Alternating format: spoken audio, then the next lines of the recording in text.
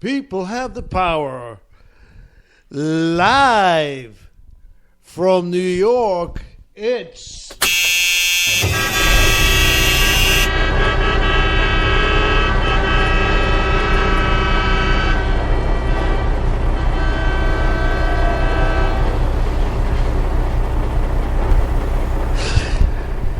Broadcasting live at 10:13 p.m. from Oceanside, New York, the heart of Long Island. And we are here tonight an hour and 13 minutes late For our centerpiece broadcast. This was a... oh, by the way, this is Felix and my co-host and oldest intern in the industry, Mark. That's right. You're the only intern on Social Security and Medicare. But we are what we are, and we don't claim to be anything else. I think Felix, we should tell him exactly what happened. Yeah, I think. Well, we made a boo-boo. What happened, folks? We had a regular show from 9 to 9:45, and we thought everything was perfect until we realized we had callers and everything. Problem was? Never broadcast. Exactly. The callers had called up to say, we couldn't find you on Spreaker. What's the matter? They said, no, we have a show. And it went on, and it was fine. However, as Felix just told you, we didn't broadcast. And to insult to injury, what did we do then, Felix? We deleted it. Exactly. You know, on these computers, you press the wrong button. What can I tell you? See, now, this is something you could expect from me because I know absolutely nothing about computers. Anybody who knows me knows that this is true. I expected a little more from Felix. However, it was an honest mistake, so we're coming on and we're going to do this special, at least 30 minutes, maybe even 45. I don't know if we could stretch it that long, broadcast. And, it's... if you're somehow tuning in now and listening to us by mistake, you can call us at 516-665-1860. Or you can Skype us at Trucking to Heaven. And if you want to email Mark at truckingtoheaven.com or Felix at truckingtoheaven.com. And just to remind you, Mark is spelled M-A-R-C. That's right. And if you want to put a D-R in front of it, that's okay with me too. D-R, that's true. Dominican Republic. And you will still get it. That's right, Dominican Republic. Yes. But we are... the PhD in the family. That's right. We do have to tell you that our topic tonight, very important. It is gun control. Are guns the problem or are people the problem? And the heck with guns. Let's just control the bullets. Then everybody can walk around the streets with guns and they can't hurt each other. Yeah, but you know something, Felix? They tried to control the number of bullets in each clip. I think only in New York State was one of the few states. Governor Cuomo managed to control the number of bullets in a clip. I think irrespective of the police, I think the police still can have a clip with a certain number of bullets in it. But if you are an ordinary civilian purchasing bullets, there are only so many that you are allowed to have. That is true. There are only so many you can have. And I think there are actually very few laws that do control how many, who can buy bullets. It's easier to buy bullets, from what I understand, than it is to buy guns. I think we should point out that the Sandy Hook gunman, the gunman in Aurora, Colorado, and many others, these people had thousands of rounds of ammunition with them. I mean, what would you need thousands of rounds? What would you need? Doesn't that send up a red flag? What do you need an AK-47 for? The AK-47 is not exactly a hunter's gun. You're not going to go hunting for bear or deer with an AK-47. You know, you're going to go hunting for people. And you want to hear something? This is what you should really be hearing.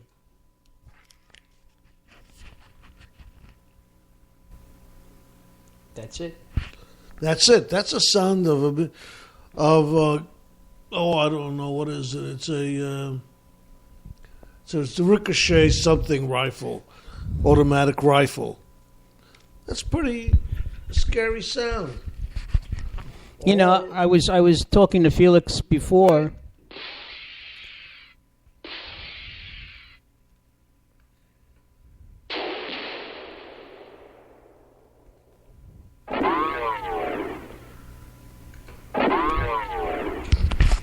You know, I was talking to Felix before, and I happened to say to him, you know, in one part of Long Island, if you gas up your car, there's a range right there, okay, where the police go to practice, and anyone else who has a legitimate firearm, I believe. And you keep hearing the pop, pop, pop every time every time the gas tank clicks. You know, for another gallon, you're hearing pop, pop, pop, and it's a scary feeling, ladies and gentlemen. It truly is. You know, I served in the National Guards way back when you used it to dodge being drafted. And, you know, I fired different types of weapons. I got shot at by mistake by an automatic rifle. Well, that's part of basic training. No, I was shot at by mistake.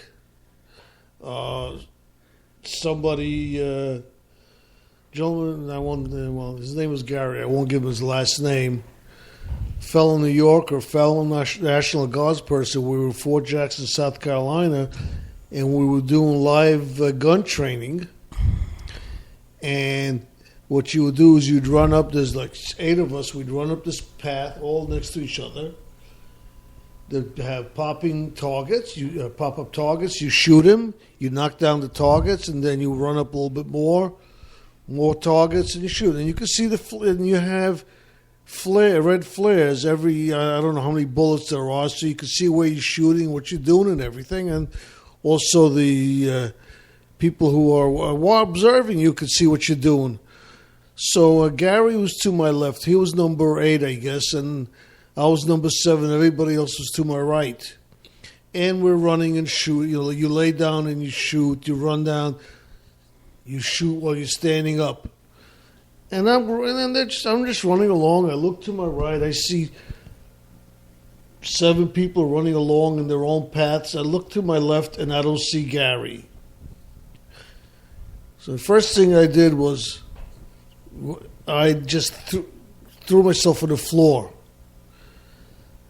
Knowing Gary, I didn't trust him. I threw myself on my floor, and what Gary did was he was falling behind in his running, lost his track, and now was behind me, shooting his gun with live rounds. And I laid down on the floor, and I saw the rounds going over my head.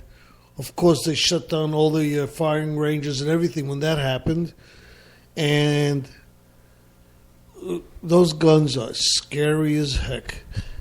And, you know, I could have been killed just by an accident. And I also at that time got pretty bad ear damage where I've lost a lot of my hearing is with tone hearing. And I don't like guns. Oh, wait a second. We have a caller. So let's see who this is. Saved by the ringing bell, Felix. Yes. You're live on Trucking to Heaven. And who's calling? Don calling. Is this Felix and Mark? Yes, it is. It's been a long time, Don. At least, a couple of weeks, 4 weeks, 5 weeks? Yeah, you guys are terrific. I enjoy listening to you. Listen, I think you're talking about guns, gun control. Is that what you're talking about? Yes, we are. Well, we're talking about gun control or anything your heart desires, because we always give the callers first choice on what they want to speak on. Okay. Well, I have a couple thoughts on it. Not to take too much of your time, but we have nothing but time. It's okay. Nothing but time. I came out of college, and I hate to say this, but 1958, and I had a degree in psychology. Came out of a small college in New Jersey, and about a month later, after I graduated in June '58, I was drafted in the Army. Now, I don't know where you guys were in 1958, but there was no war on. There was no war like there are now these days, and I got drafted.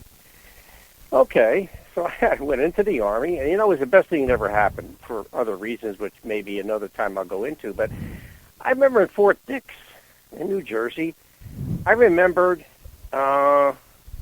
shooting rifles and so forth. But what I do remember the most is they said, you gotta crawl under barbed wire while they shoot over your head. That's what I was talking to Felix about before he started telling his story. Yes, is that right? That's right.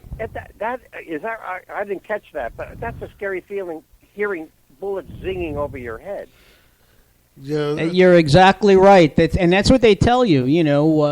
They inform you ahead of time that those are going to be live rounds, and you keep your head down. Yeah. Now that was in, like I said, 1958. There was no war. Could you what year? imagine? 58 or 1958? No, I'm sorry, 1958. Could you imagine if there were wartime? And I can't imagine bullets and explosions and bombs and hand grenades. I was scared just crawling underneath the barbed wire with those, bullets going over my head just in boot camp. Yeah. I can imagine. Anyway, the point I want to get to is gun control. I think it's a scary thing because, earlier in my life, when I was a kid in New Jersey, I was wandering around, which is now called the Meadowlands, and I was I don't know what I was doing out there. Frankly, might have been 9 or 10 years old, and some duck hunter or whatever it was shooting, and a bullet went past my head. I never told anybody this, frankly, in my family. I just thought of it now. A bullet went past my head about a foot. I heard it whiz by. I am lucky to be talking to you guys now because I could. Yes, you are. I could have got hit. It's just an addendum to my thoughts now. But I could have been gone because this guy wasn't shooting at me, but he missed. Well, if there's anybody out there who doesn't doubt the dangers of going duck hunting, just ask Dick Cheney. Dick Cheney, right? Yes. Right, I remember that.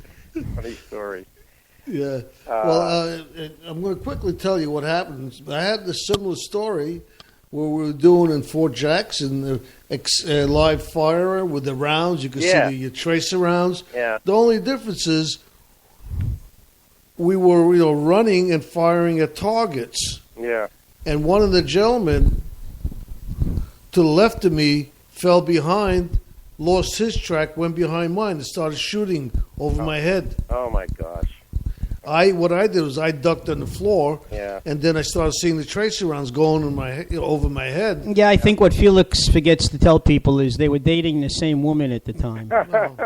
Oh, there's another motive there, a hidden motive. Yes, exactly. But I guess not to take too much of your time, but I wanted to get to my main point about. Sure, guns. go ahead. Guns will, it's in the Constitution, as I think we all know. That we're able to bear arms, but I think that amendment should be looked at again because of its historic significance. But my main point is that it's not so much gun control. What it is, it's mental health. It's guns will be with us for a long time. They'll always be with us. Rifles. I happen to have a rifle inherited from my grandfather. I keep it. I shoot it off every 4th of July. So forth. But so guns will always be with us. My main point that I like to assert is it's the people behind the guns.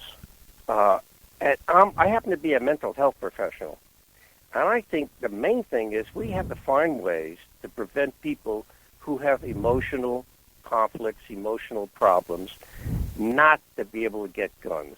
That's my thesis.